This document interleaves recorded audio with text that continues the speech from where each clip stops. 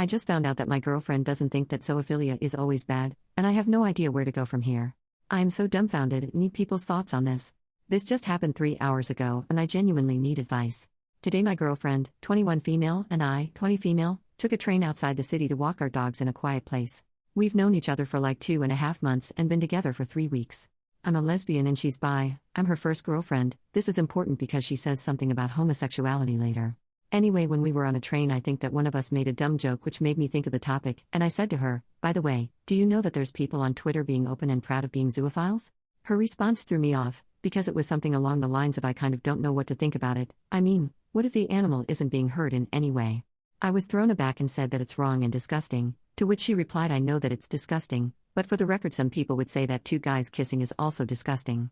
I was obviously starting to talk about how it's not the same thing at all, because there is consent there, that's lacking in zoophilia, but she kinda cut me off saying that we should finish this conversation someone, is that even a word?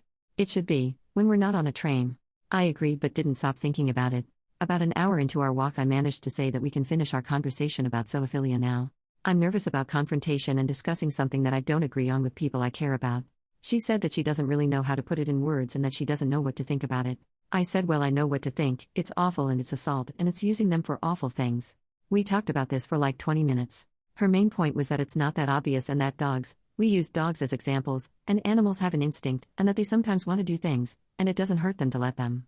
She said that, she also knows that it's disgusting, but if there isn't physical or psychological damage being done, then she fails to see why it would necessarily be a bad thing, to which I replied that it's wrong because an intimate relationship has to be between equal partners, and that animals cannot consent, which automatically means that it can't be okay to engage in intimacy with them, and that it's basically rope. She said something about dogs not being able to consent to being working dogs or to mating with each other either, and that if the animal isn't forced, encouraged, etc., to do something, then she doesn't see why it would be bad. I made some points like it's always wrong to use any creature in this sort of way, and that children most of the time don't fight assault, but that doesn't mean that they are consenting. She said that that's different because children will eventually find out that it was wrong and they'll suffer the consequences.